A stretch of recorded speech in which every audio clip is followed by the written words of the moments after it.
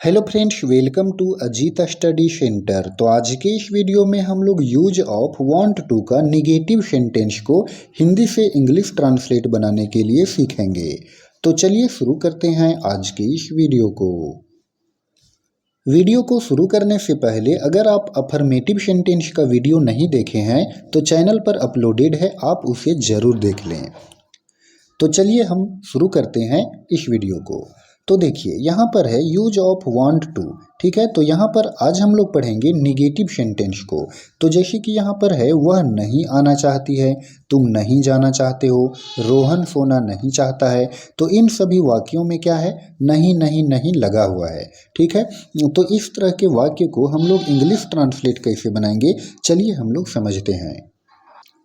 तो इसका स्ट्रक्चर होता है सब्जेक्ट प्लस डू और डज, डू और does plus not plus want two plus V1 plus object, ठीक है। तो अगर हम इन सभी वाक्यों को अगर ध्यान से देखते हैं तो सभी के अंत में क्या है, ती है, ते है, ता है। तो ता है, ती है, ते हैं प्रेजेंट इंडेफिनिट टेंस के वाक्य में लगे होते हैं, है ना। तो इसीलिए यहाँ पर हम लोग क्या प्रयोग करेंगे, डू और डज का, ठीक है। तो देखिए चलिए हम लोग अब बनाते हैं। जैसे कि वह नहीं आना चाहती है, वह नहीं आना चाहती है यानी कि चाहती है, ती है मतलब कि लड़की है, तो वह का इंग्लिश हो जाएगा शी। और सी है यहाँ पर। तो देखिए यहाँ पर क्या है कि ही, शी, ईट और कोई भी नाम, ही, शी, ईट और कोई भी नाम जो होता है वो क्या होता है, थर्ड पर्सन सिंगुलर नंबर होता है। और थर्ड पर्सन सिंगुलर नंबर के साथ जो है हम लोग प्रयोग करते हैं डज का, ठीक है। तो सी डज, उसके बाद नॉट, सी डज नॉट, उसके बाद हम लोग लिखेंगे वांट टू, वांट टू, और उसके बाद वर्ब, वर्ब क्या है, आना। तो आना का इंग्लिश होगा कम। फिर है ऑब्जेक्ट, तो ऑब्जेक्ट यहाँ पर नहीं है, इस सेंटेंस में कोई ऑब्जेक्ट नहीं है, इसलिए यहाँ पर फुल स्टॉप लगा करके सेंटेंस को इंड कर देंगे, ठीक है। तो इस तरह से वह नहीं आना चाहती है, she does not want to come. Next है तुम नहीं जाना चाहते हो, तुम नहीं जाना चाहते हो। तो यहाँ पर देखिए तुम है सब्जेक्ट में, तो तुम का इंग्लिश यू, और यू के साथ प्रयोग करते हैं डू का। तो यहाँ पर डू का प्रयोग किए, उसके बाद नॉट का प्रयोग करेंगे, तो नॉट का प्रयोग कर दिए, और उसके बाद वांट टू, वांट टू, और उसके बाद वर्ब, वर्ब है यहाँ पर जाना, जाना का इंग्लिश गो, और फिर ऑब्जेक्ट, ऑब्जेक्ट है क्या, नहीं है, तो यहाँ पर फुल स्टॉप लगा देंगे। तो इस तरह से you do not want to go, तुम नहीं जाना चाहते हो। अगला है रोहन सोना नहीं चाहता है। तो रोहन सब्जेक्ट में है तो रोहन लिखे, रोहन क्या है, एक नाम है, और कोई भी नाम क्या होता है, थर्ड पर्सन सिंगुलर नंबर। तो थर्ड पर्सन सिंगुलर नंबर के साथ प्रयोग करेंगे डज का। तो इस तरह से रोहन डज, और फिर नॉट का प्रयोग, फिर प्रयोग करेंगे वांट टू का। Rohan does not want to verb, verb क्या है, सोना, तो सोना का इंग्लिश स्लीप, और फिर फुल स्टॉप। तो इस तरह से Rohan does not want to sleep, Rohan सोना नहीं चाहता है। चलिए अगला है मैं दिल्ली नहीं जाना चाहता हूँ। तो सब्जेक्ट में है मैं, तो मैं का इंग्लिश आई। तो आई के साथ किसका प्रयोग होता है, डू का प्रयोग होता है, और फिर नॉट का प्रयोग करेंगे।